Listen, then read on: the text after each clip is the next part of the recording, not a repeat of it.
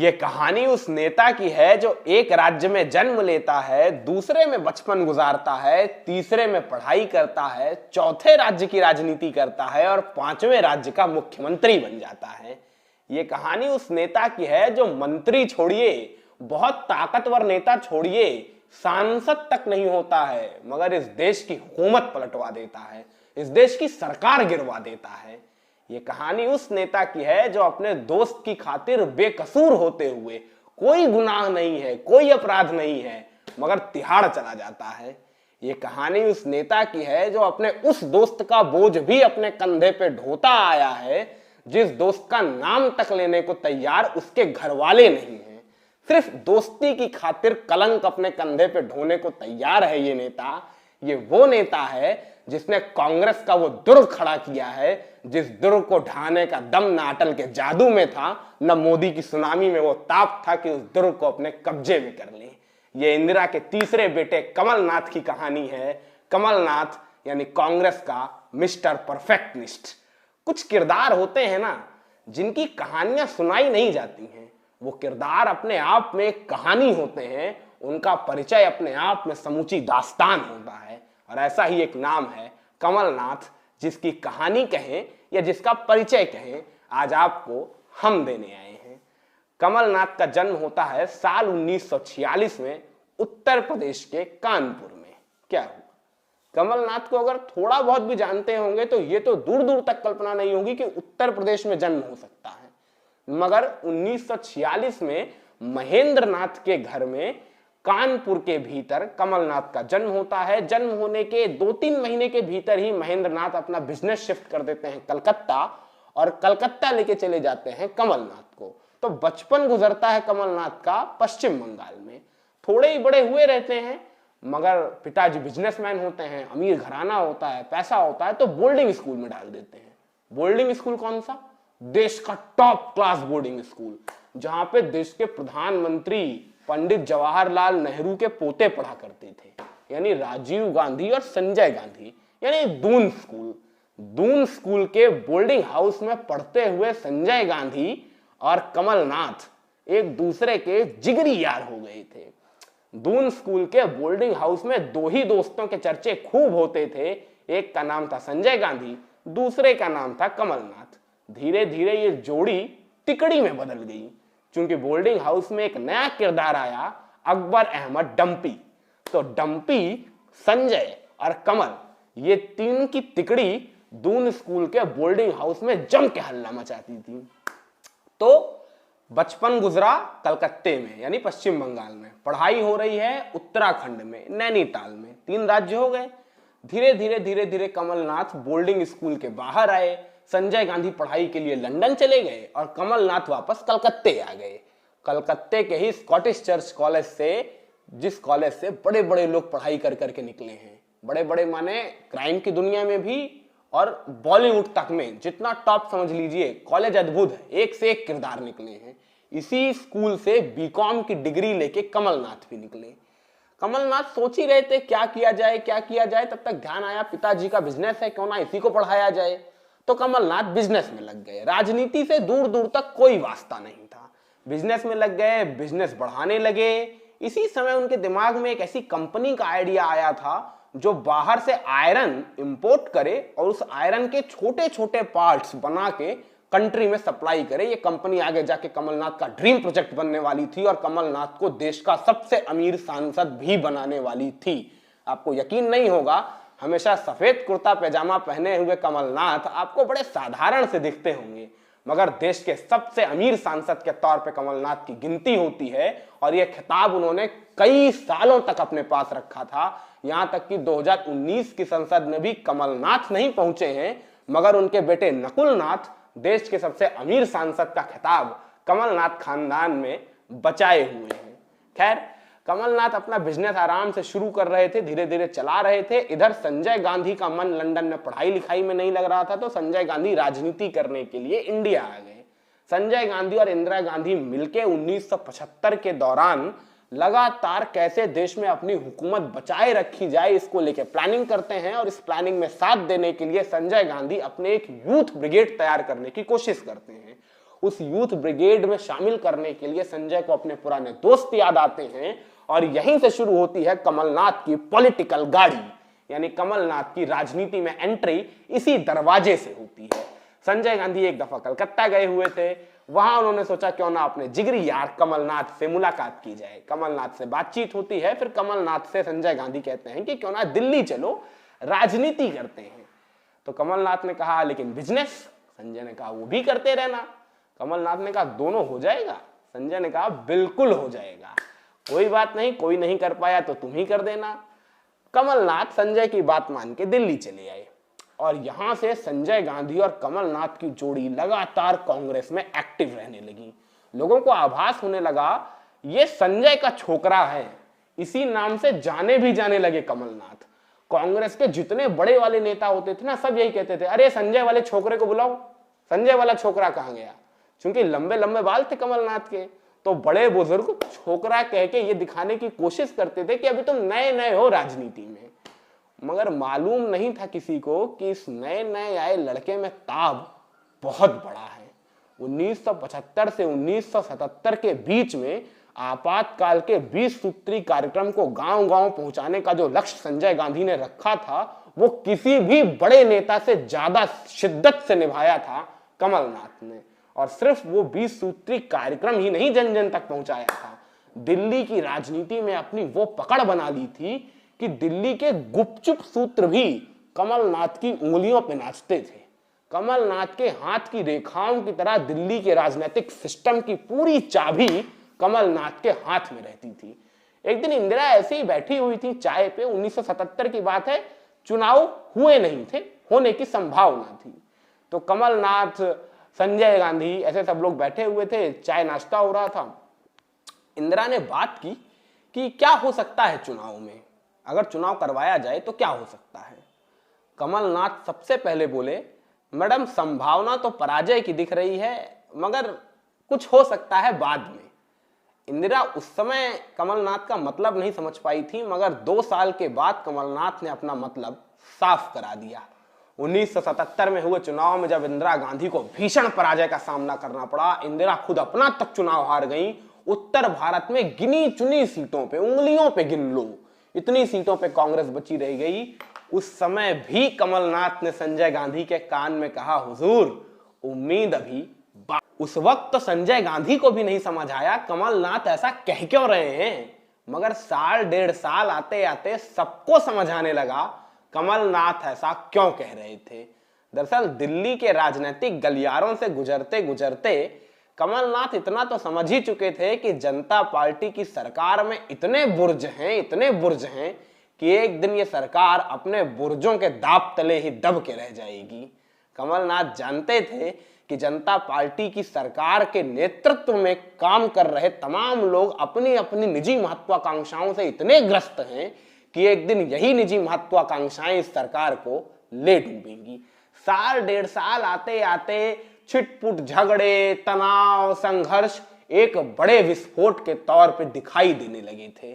कमलनाथ ने संजय गांधी से बात की, कहा बस अभी से ही शुरू हो जाते हैं अगले चुनाव की तैयारी के लिए।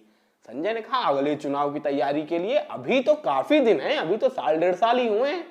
कमलनाथ ने कहा अभी से शुरू हो जाइए, क्योंकि चुनाव 5 साल बाद नहीं होंगे, इस बात की 100% गारंटी है। संजय गांधी और कमलनाथ ने मिलकर प्लानिंग बनाई और इसके बाद संजय गांधी जुट गए गांव गांव, गली गली, सड़क चौक चौराहों, हर जगह जनता पार्टी की अनियमित सरकार के अनियमित कामकाज की रूपरेखा दिखाने, समझाने, बताने कि जनता पार्टी किस तरीके से सिर्फ और सिर्फ बदले के लिए काम कर रही है। कोई संगठन नहीं है, कोई भी सही तरीके से काम नहीं कर रहा है, ना सरकार चल पा रही है, ना देश में विकास हो पा रहा है। इससे ठीक तो इंदिरा गांधी वाली ही सरकार थी, एक ही नेता था मगर काम तो कर रहा था, सरकार चल तो रही थी। जनता को भी ये बात धीरे धीरे समझ आने लगी, क्योंकि जनता पार्टी के नेता एक दूसरे को ही काटने में इस कदर लगे हुए थे कि जनता पार्टी कुछ खास विकास कार्यक्रमों पर ध्यान नहीं दे पा रही थी। इसी बीच एक ऐसी घटना घटी जिसने कमलनाथ के राजनीतिक जीवन को एक नया आयाम दे दिया। एक ऐसी घटना घटी जिसने कमलनाथ को कांग्रेस नेतृत्व के बीच वो जगह दिला दी जो जगह बहुत गिने चुने लोगों को मिलती है, यानी गांधी परिवार के सबसे विश्वास पात्र साथी की पोजीशन जहां बहुत गिने चुने लोग रहते हैं, मगर कमलनाथ उस गुट के सबसे अहम किरदार थे और हैं भी। दौर चाहे जिसका आया, पीढ़ियां चाहे जिसकी आई। दरअसल संजय गांधी 1979 के आसपास एक चुनावी मामले को लेके जेल चली गई। माने जनता पार्टी की सरकार तमाम पुराने केसों को उठा उठा के खोल रही थी। इसी केस खुलने के सिलसिले के दौरान संजय गांधी किसी मामले में जेल चले गए, भेज दिया गया तिहाड़। अब जनता पार्टी की सरकार, तिहाड़ के भीतर संजय गांधी। इंदिरा गांधी को चिंता हो गई संजय के साथ कहीं कुछ गलत ना हो जाए। भाई जेल के भीतर पूरा प्रशासन जनता पार्टी के इर्द गिर्द था और जनता पार्टी किस तरीके से, खास तौर से जनता पार्टी का एक गुट किस तरीके से इंदिरा विरोध में काम कर रहा था, यह जग जाहिर था। इसीलिए इंदिरा को संजय की सुरक्षा की चिंता हुई कि आखिर तिहाड़ में संजय गांधी के साथ कुछ अनैतिक ना हो जाए। तो इस अनैतिक को रोकने के लिए इंदिरा चाहती थी कि कुछ तो किया जाए। क्या किया जाए? कौन है वो जो संजय गांधी के खिलाफ होने वाले हर कामों को रोक सकता है? सामने आए कमलनाथ। कमलनाथ ने एक ऐसा वाक्य बोला जिसने इंदिरा की आंखें चौड़ी कर दी। कमलनाथ ने कहा, इंदिरा जी मैं भी जेल चला जाता हूं। इंदिरा ने कहा, क्या जेल चले जाते हो? क्यों भाई, जेल क्यों जाओगे? कमलनाथ ने कहा, मैं जेल चला जाऊंगा तो अपने दोस्त संजय के खिलाफ होने वाले हर निर्णय में अपनी विरोध दर्ज कराऊंगा और संजय के सामने एक ढाल की तरह खड़ा रहूंगा। उस ढाल के पीछे संजय गांधी सुरक्षित रहेंगे। यकीन मानिए मैं जेल जाऊंगा तो संजय का बाल तक बांका नहीं होगा। इंदिरा को समझ नहीं आया कमलनाथ क्या कहना चाह रहे हैं, ये जेल जाएंगे कैसे? सबसे बड़ा सवाल तो ये है भाई, जब तुम कोई गलत काम किए ही नहीं हो तो जेल क्यों जाओगे? कमलनाथ ने कहा, इतनी छोटी सी बात, ये तो मैं यूं कर लूंगा। किसी को भी बात समझ नहीं आई, कमलनाथ तिहाड़ कैसे पहुंचेंगे। बात उस दिन समझ आई जिस दिन संजय गांधी की पेशी होने वाली थी। संजय गांधी के केस की तारीख लगी थी। सुप्रीम कोर्ट के भीतर जजेस की बेंच थी, सामने जज बैठे थे, इधर वकील जिरा बहस कर रहे थे, सामने कुछ दर्शक भी बैठे हुए थे जो कोर्ट की कार्रवाई देखने के लिए आए रहते हैं। उन्हीं दर्शकों के बीच में कमलनाथ घुस गए और भीड़ के भीतर से कमलनाथ कागज की कुछ बॉल्स बना के लाए थे, जिन बॉल्स को जजेस के ऊपर फेंकने लगे। एक बॉल और छुप जाए, दो बॉल छुप जाए, तीन बॉल छुप जाए। सामने से दिखाई भी नहीं पड़ रहा था कि मार कौन रहा है। कमलनाथ चाह रहे थे कि पुलिस कांस्टेबल उन्हें आके पकड़ ले जाएं, ढूंढ ही लें, लेकिन पुलिस कांस्टेबल ऐसे कि उन्हें समझ ही नहीं आ रहा था भीड़ में से बॉल आ कहां से रही है। जब कमलनाथ को लगा ये तो फायर उल्टा हो गया, मैं मार के छुप जा रहा हूं, इसीलिए पकड़ में नहीं आ रहा हूं। मैंने कल्पना करिए, अपनी दोस्ती की खातिर कोई नेता तिहाड़ जाता है, मगर ये कमलनाथ ही थे जो संजय गांधी की खातिर तिहाड़ जाने को तैयार थे। जब संजय ने देखा कि कोई कांस्टेबल उनकी तरफ आ ही नहीं रहा है तो संजय खड़े हो गए जज के सामने, और जज के सामने खड़े होकर बॉल फेंकने लगे। जज ने तुरंत कमलनाथ को डांट लगाई और 500 रुपए का जुर्माना लगाया। बोले, आप 500 रुपए जमा करिए, ये क्या बदतमीजी है आपकी कोर्ट में? कमलनाथ ने कहा, मुझे 500 रुपए देने ही नहीं है। जज ने कहा, हद हो गई है, एक तो ऐसा क्राइम कर रहे हो और ऊपर से तुम पेनल्टी फीस भी नहीं दे रहे हो। मैं तो तुम्हें जेल भेजने वाला था और तुम पेनल्टी फीस भी नहीं दे रहे हो। कमलनाथ ने कहा, मैं दूंगा ही नहीं फीस, मुझे जेल भेजो। जज गुस्सा गया। गुस्से में जज ने कहा, लो 1 हफ्ते की इंप्रिजनमेंट, 1 हफ्ते के लिए से तिहाड़ भेजो। सब सोचे कमलनाथ दुखी होंगे, कमलनाथ खुश हो रहे थे, यही काम तो करना चाहते थे कमलनाथ। और कमलनाथ 1 हफ्ते के लिए तिहाड़ चली गए। संजय गांधी ने कमलनाथ को देखा, बोले, भाई किस जुर्म में, किस केस में अंदर हो गए तुम? तो कमलनाथ ने कहा, आप ही के लिए अंदर आया हूं, सिर्फ यही जुर्म है कि आपसे दोस्ती कर ली है।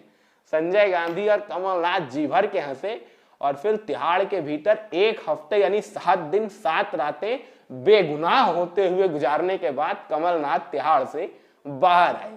ये दिलचस्प कहानी थी जिस कहानी ने कमलनाथ को गांधी परिवार का सबसे करीबी बना दिया था।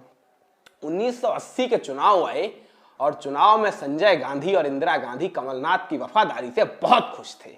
इतने खुश थे कि संजय गांधी ने सोचा कमलनाथ को कोई सेफ सीट दिलाई जाए, ऐसी सीट जहां से कमलनाथ जीत के संसद जरूर पहुंचे। इस बार यार सदन में भीतर बैठा रहेगा तभी मजा आएगा। तो ध्यान दी गई कौन सी सीट सबसे सुरक्षित हो सकती है। तो दिमाग में आया 1977 के चुनाव में, माने आपातकाल के खिलाफ वाले चुनाव में, माने जिसमें इंदिरा गांधी तक हार गई थी, उसमें भी कोई ऐसी सीट है उत्तर भारत में जहां कांग्रेस जीत गई थी? क्योंकि जीतना तो चमत्कार सरीखा ही था। माने इंदिरा गांधी जिस चुनाव में चुनाव हार जाए, उस चुनाव में कोई कांग्रेसी चुनाव जीत सकता है? मगर जीत गया था। नाम था गार्गी शंकर मिश्रा। गार्गी शंकर मिश्रा, सीट थी छिंदवाड़ा, यानी मध्य प्रदेश का छिंदवाड़ा। संजय गांधी ने ब्लू टिक मारा कि कमलनाथ को दी जाएगी ये सीट।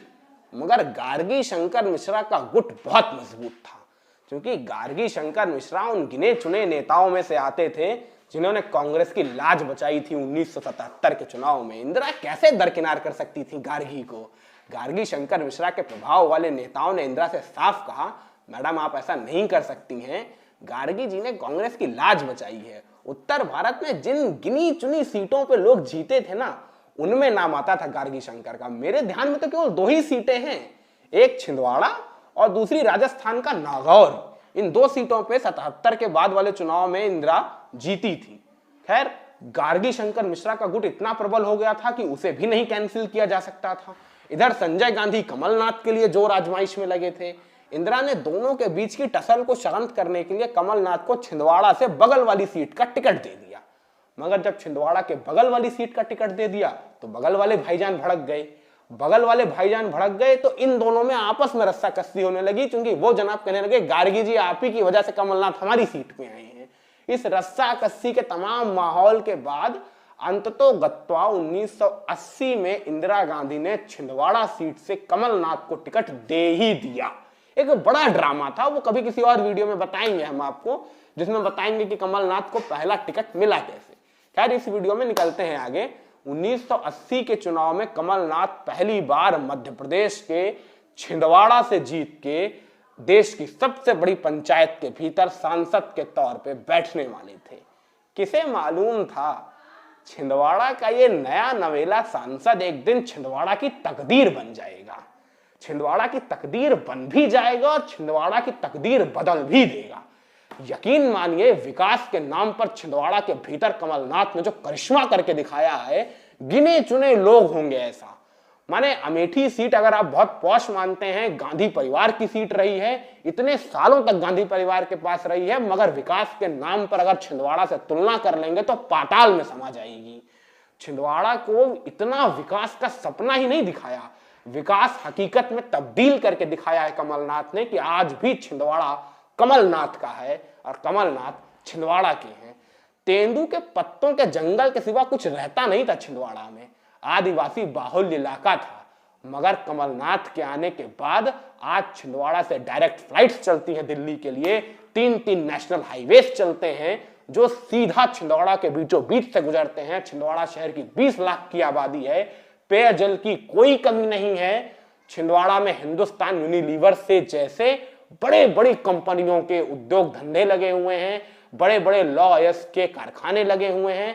छिंदवाड़ा मध्य प्रदेश का एक इंडस्ट्रियल सेंटर बन के उभरा है, और ये सिर्फ और सिर्फ कमलनाथ की बदौलत। और कमलनाथ पे एक चीज इतनी बेहतर है, इतनी बेहतर है, जो उन्हें तमाम नेताओं से अलग खड़ा करती है, कि 9 बार लगातार जीत के एक ही सीट से चुन के जाने वाला नेता आज भी जब छिंदवाड़ा के भीतर उतरता है तो बिना 5 गांव का पैदल दौरा किए छिंदवाड़ा छोड़ के नहीं जाता। कमलनाथ का छिंदवाड़ा के भीतर जो घर है ना, वहां आज तक ताला लटकते नहीं देखा गया है। छिंदवाड़ा का कोई भी आदमी उस घर में अगर कमलनाथ की मदद मांगने के लिए जाता है तो खाली हाथ लौटना उसकी तकदीर नहीं होती है। हरे रंग की एसयूवी कार में घूमते कमलनाथ को छिंदवाड़ा का बच्चा बच्चा पहचानता है, और कमलनाथ का एक व्यवहार आज भी लोगों के दिलों को छू जाता है कि 9 बार छिंदवाड़ा से चुन के संसद पहुंचने वाले कमलनाथ, 9 बार 1980 से लेकर 2021 तक, पिछले 41 साल से छिंदवाड़ा कमलनाथ का है।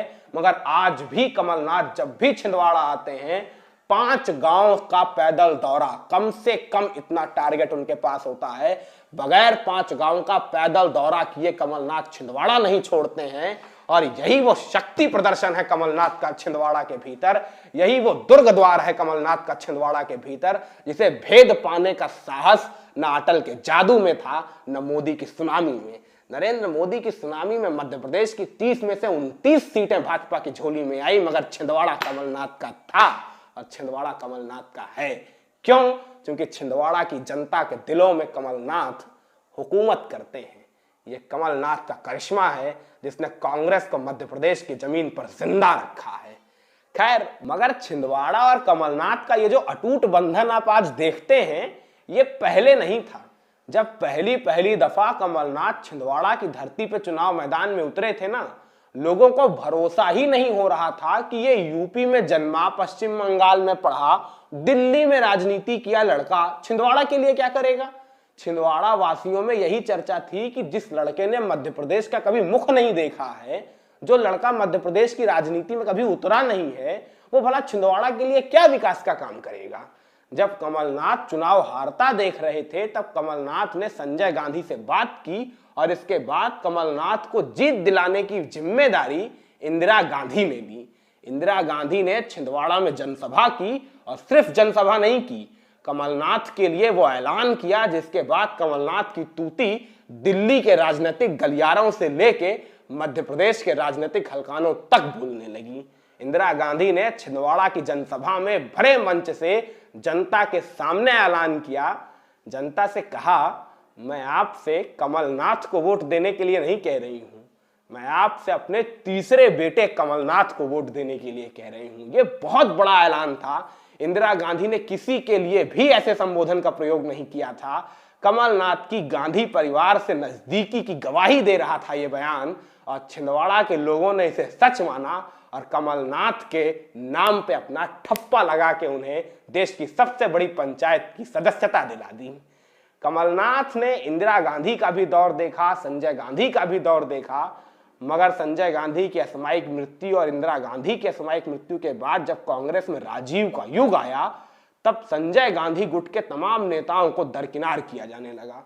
लोगों को लगा इसमें कमलनाथ का नाम भी होगा, मगर राजीव कमलनाथ की कार्यकुशलता के इतने कायल थे कि कमलनाथ अपवाद थे तमाम संजय गांधी गुट के उन नेताओं में जिन नेताओं को राजीव के युग में दरकिनार किया गया था।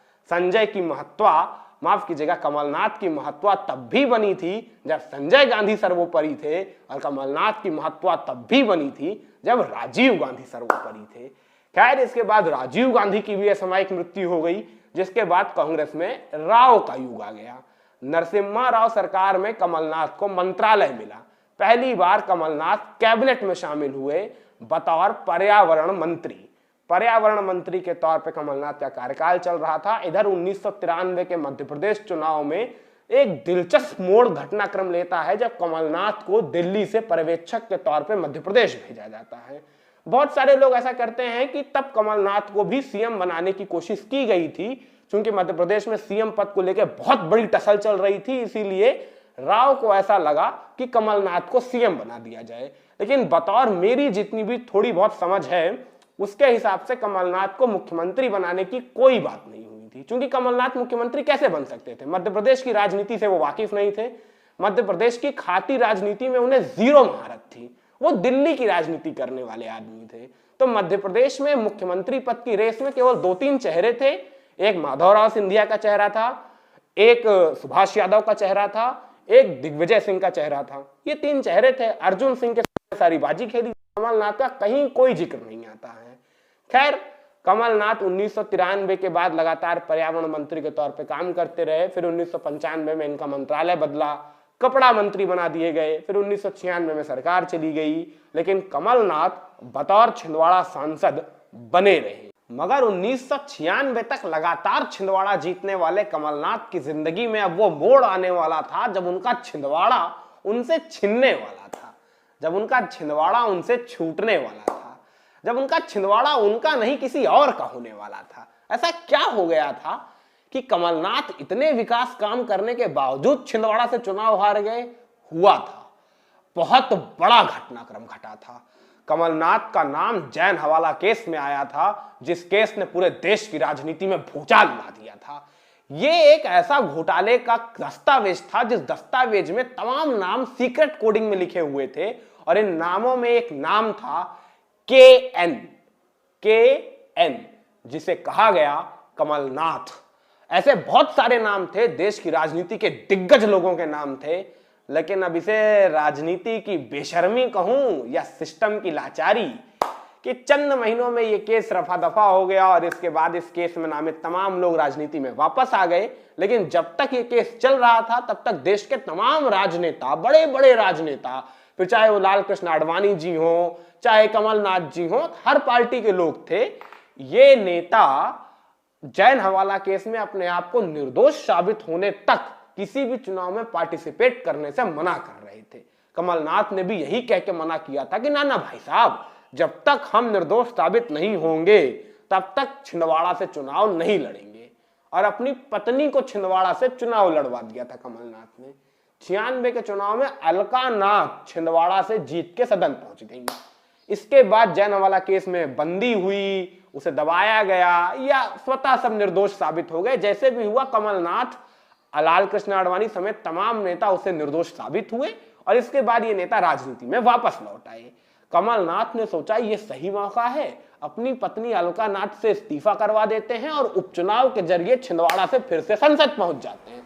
डायमंड मौका। छिंदवाड़ा के लोगों को कमलनाथ के चेहरे पे तो भरोसा होगा ही, ऐसा सभी लोग माना करते थे। तो कमलनाथ ने अपनी पत्नी अलका नाथ से कहा कि भैया तुम इस्तीफा दे दो। कमलनाथ की पत्नी ने इस्तीफा दे दिया। 97 में उपचुनाव हो गई। कमलनाथ ने सोचा बस भाई साहब, फिर से हम पहुंच गए संसद। आप भी यही सोच रहे हैं ना कि छिंदवाड़ा में 96 में छूट गया, अब 97 में फिर से आ गया। नहीं आया। इसलिए नहीं आया क्योंकि कमलनाथ के बाजी मारने से पहले सबसे बड़ा दांव खेल दिया था भारतीय जनता पार्टी ने। 97 के उपचुनाव में अपने पूर्व मुख्यमंत्री सुंदरलाल पटवा को छिंदवाड़ा के मैदान में उतार दिया। ये तो का था भाई साहब। सुंदरलाल पटवा की पॉपुलैरिटी का एक करिश्मा हुआ करता था जनाब। पटवा ने देखते ही देखते कमलनाथ का पत्ता काट दिया। 97 का चुनाव कमलनाथ पहली बार छिंदवाड़ा से हार गई। ऐसा इसलिए भी हो सकता है कि लोगों को लगा हो अभी कमलनाथ के पाप नहीं धुले हैं, या लोगों के दिमाग में अभी भी कमलनाथ की वो तस्वीर शायद घूम रही हो जो तस्वीर जैन हवाला केस में उनकी लगी हुई थी। खैर कोई बात नहीं, ये चैप्टर क्लोज हुआ। अगले चुनाव में कमलनाथ छिंदवाड़ा से वापस जीतते हैं, फिर लगातार छिंदवाड़ा में चुनाव दर चुनाव जीतते जाते हैं। 2004 में यूपीए की सरकार बनती है। राजीव गांधी गुट के करीबी होने के नाते सोनिया गांधी से भी करीबी बन जाती है, जिसके कारण 2004 से लेकर 2009 तक लगातार वाणिज्य कर मंत्री के तौर पे काम करते हैं दिल्ली में। फिर 2009 के बाद इन्हें सड़क परिवहन मंत्रालय मिल जाता है। फिर कई अतिरिक्त प्रभार भी दिए जाते हैं और इस दौरान छिंदवाड़ा में लगातार विकास काम पे कमलनाथ का ध्यान बना हुआ था। इसके बाद आता है महत्वपूर्ण घटनाक्रम कमलनाथ की जिंदगी में साल 2018 में, जब 2018 में मई के महीने में राहुल गांधी ने कमलनाथ को मध्य प्रदेश कांग्रेस का अध्यक्ष घोषित किया। यह सीधा सीधा कमलनाथ के कंधे पे मध्य प्रदेश चुनाव की जिम्मेदारी डालना सरीखा था, जिसे कमलनाथ ने बखूबी निभाया। कमलनाथ ने खास तौर से फंडिंग के मामले में कांग्रेस को बहुत राहत पहुंचाई। कहा जाता है कमलनाथ ने मध्य प्रदेश में कांग्रेस के चुनाव मैनेजमेंट में तकरीबन 66% की हिस्सेदारी दी थी। बहुत बड़ा फंडिंग बैकअप था कमलनाथ का, जो कांग्रेस को बहुत राहत पहुंचाने वाला था। और शायद ये उन कुछ गिने चुने कारणों में से था जिसकी वजह से कमलनाथ को 2018 के मध्य प्रदेश चुनाव जीतने के बाद गद्दी मिली थी। कमलनाथ के मध्य प्रदेश के मुख्यमंत्री बनने के पीछे दो बहुत बड़े फैक्टर काम कर रहे थे। नंबर 1 कमलनाथ की फंडिंग, और नंबर 2 कमलनाथ की गिनती ओल्ड गार्ड्स में शुमार की जाती है, जिन ओल्ड गार्ड की सिंपैथी सोनिया गांधी के साथ लगी हुई है। और कहीं ना कहीं पर्दे के पीछे से कांग्रेस में होने वाले हर बड़े फैसले के पीछे सोनिया गांधी का हाथ होता ही है। नंबर 3 बात, दिग्विजय सिंह की फूट का डर भी था और दिग्विजय सिंह का पूरा खेमा कमलनाथ के नाम पे सहमत था, जिसके बाद 2018 के मध्य प्रदेश चुनाव जीतने के बाद कमलनाथ मध्य प्रदेश के मुख्यमंत्री पद पे बैठे थे। कमलनाथ क्या हैं, कैसे हैं, हमने आपको आज की इस मुलाकात में समझा दिया है। छिंदवाड़ा के लोगों की नजरों में कहें तो छिंदवाड़ा की गलियों गलियों में एक ही नारा गूंजता है, कमलनाथ एक आंधी है, छिंदवाड़ा का गांधी है। कैसा लगा आपको ये वीडियो, कमेंट सेक्शन में कमेंट करके जरूर बताइएगा। वीडियो अच्छा लगा हो तो लाइक करना मत भूलिए, शेयर करना मत भूलिए, चैनल को सब्सक्राइब करना मत भूलिएगा पॉलिटिक्स, जिससे ऐसे इंटरेस्टिंग पॉलिटिकल एनेक्डोट्स लगातार आप तक पहुंचते रहे।